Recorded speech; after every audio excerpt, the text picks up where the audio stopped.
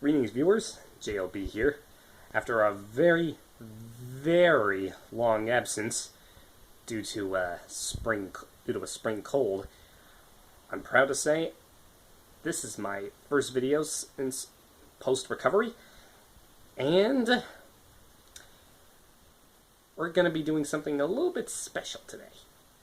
You see, I was kind of on the fence as to whether I should review this movie or not, but I thought since it's a first for Japanese films, I may as well. It's called Momotaro Sacred Sailors, or in Japan, Momotaro Umi no Shinpai. I think that's how you pronounce it. But in English, the film is called Momotaro's Divine Sea Warriors, or Momotaro, God Warriors of the Sea. Now, this film was the very first Japanese film ever produced, as well as the very first animated film in Japan, and the very first anime ever created. At least I think it's the very first anime, but anyway, it was ordered to be made as a propaganda film during World War II by the Japanese Naval Ministry. It went into obscurity for quite a while after World War II, and it's not really that much of a big story. I mean, it's a propaganda film for World War II. Japan in World War II, might I add. Which means, if you're a history buff like I am, it's going to involve naval training. Let's see, am I forgetting?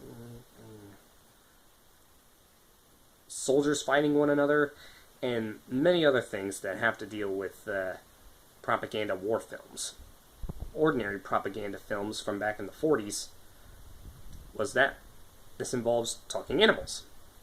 Now, when you think talking animals in military morale-boosting propaganda or military propaganda, you might think back to the 1940s when Disney was doing this sort of thing, just to keep the cash flowing since all the animators were out fighting in World War II. But, funny thing, this film was actually inspired by a Disney film, Fantasia. The Naval Ministry showed their head officer, Fantasia, and he thought, why don't we give it a shot?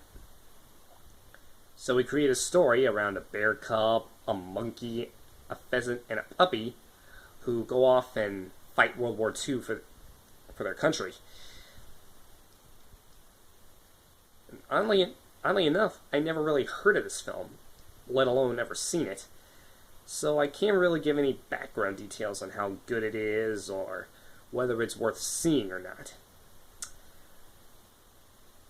But if you happen to live in Japan, well,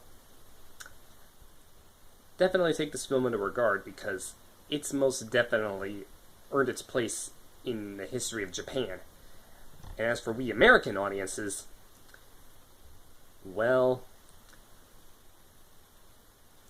I believe in May of 2016, U.S. publisher Funimation, who you might know as the distributor of different Japanese anime and animated movies, like Dragon Ball Z and a few other anime, they would be releasing the film on Blu-ray and DVD alongside another animated film called Spider and Tulip,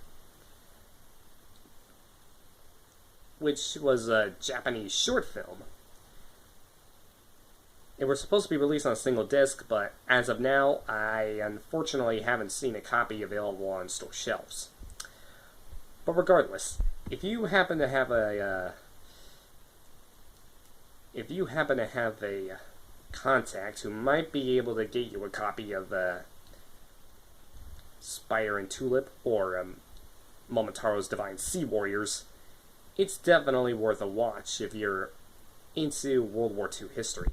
But as for everyone else, I'd recommend skipping. And, well, this wouldn't be the last Japanese animated film that we'll be coming across. This won't be the last one. But if I ever come across more that has more information available, I'll definitely consider making a video on it. But as of now, this has been JLB. This has been Animation Cinema. Take care. Good night.